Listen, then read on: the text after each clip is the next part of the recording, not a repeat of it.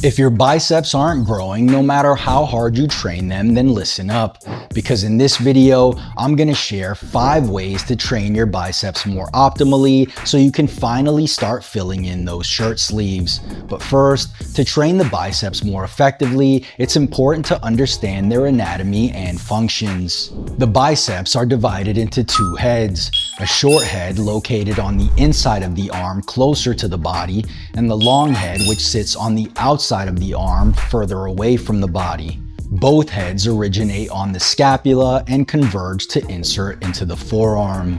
The main function of the biceps is elbow flexion, or bringing your lower arm towards your shoulder, and supination, which is a rotation of the forearm and hand to turn your palm upward. As both heads attach to the scapula, there is also an element of shoulder flexion, particularly from the long head.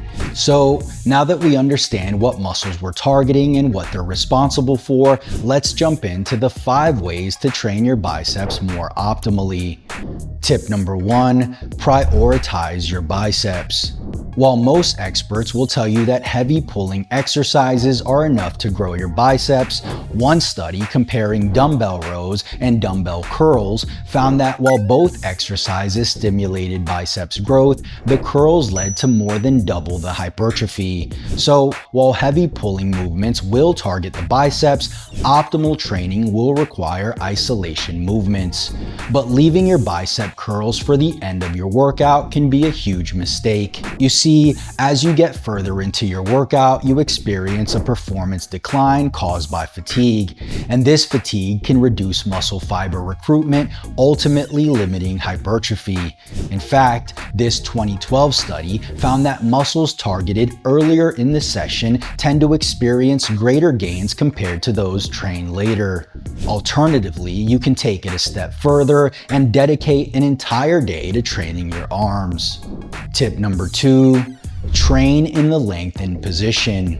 According to studies, the lengthen position seems to be the most important part of the range of motion, at least when it comes to the biceps. For example, in this 2021 study, 2 groups performed preacher curls, one focusing on the bottom half of the movement and the other on the top half.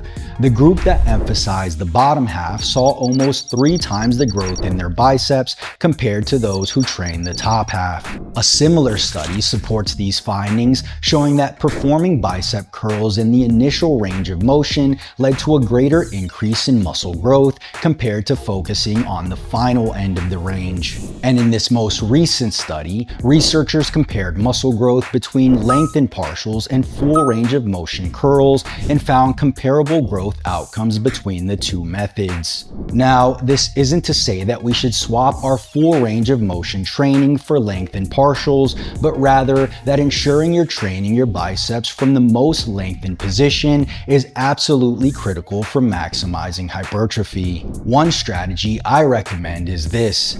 Once you've reached failure during a given biceps exercise, squeeze out another few partial reps at the lengthened position.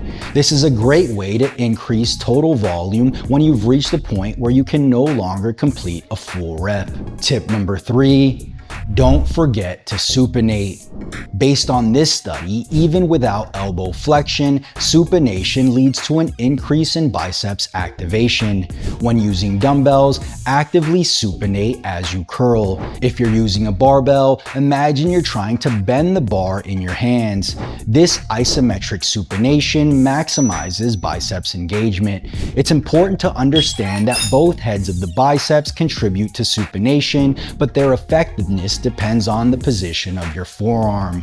This 2012 study reveals that the short head of the biceps is more efficient at supination when the forearm is in a neutral or pronated position, while the long head shines when the forearm is already in a supinated position. In other words, the extent of supination influences which head of the biceps does the most work. So when you curl, don't just focus on mindless forearm rotation. Instead, actively drive your pinky towards your shoulder, making sure you're engaging both heads fully. This simple adjustment increases biceps engagement, ensuring they take the lead in the movement and minimize involvement from other elbow flexors. Tip number 4, train in different arm positions. One 2019 study published in the Sports Journal compared biceps activation among trained individuals under 2 training protocols. In the control condition, the participants performed 9 sets of bicep curls in a neutral shoulder position. In the experimental condition, they performed the same 9 sets but split them across varying joint angles, 3 in shoulder extension, 3 neutral, and 3 in flexion. Training in multiple arm positions produced significantly greater total biceps activation than sticking to a single position. So, varying your arm position during biceps training is a good way to help maximize growth in your biceps. The long head of the biceps crosses both the shoulder and elbow joints, so its engagement shifts with your shoulder position. Curling with your arms behind your torso stretches the long head and therefore makes it the prime mover in this position. While your arms are in front of your torso, you emphasize the short head because the long head experiences active insufficiency, meaning it can't produce force, especially the more flexed your arms become. And finally, curling with your arms in line with your torso offers balanced activation across both heads, hitting the biceps hardest in the mid-range. So don't limit your biceps training to a single arm position. By incorporating exercises that distribute the workload across all the biceps regions, you'll build biceps that are not only big, but also balanced. And tip number 5, incorporate different grips. Varying your forearm orientation ensures you're hitting all the elbow flexors while rounding out your arm development. Here's why grip variation matters. A supinated grip maximizes activation of the biceps due to its role as both an elbow flexor and forearm supinator. A pronated grip shifts the emphasis to the brachioradialis while maintaining secondary activation of the biceps, especially the short head. Finally, a neutral grip optimally targets the brachialis, a key elbow flexor that contributes significantly to arm thickness. Think of the brachialis as the foundation of your biceps. It's the strongest elbow flexor and the muscle that pushes your biceps outward, giving your arms a fuller and thicker appearance. So, while a supinated grip should be the primary focus, including a neutral grip variation like hammer curls will help add thickness to your biceps. So, there you have it. 5 ways to train your biceps more optimally.